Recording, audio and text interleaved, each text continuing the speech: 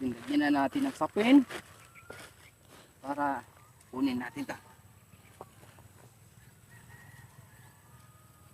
Ito yung mga bunga na harvest natin na talagang nagiging productive dahil sa nung ating kinukumpuni yung mga damo ay pinaumbukan po natin ng karagdagang lupa kaya masagana yung bunga.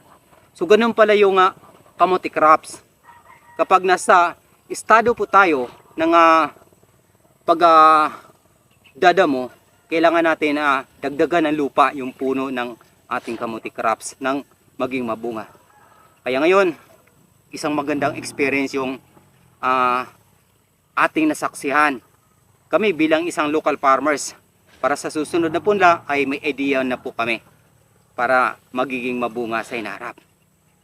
Gayun pa man,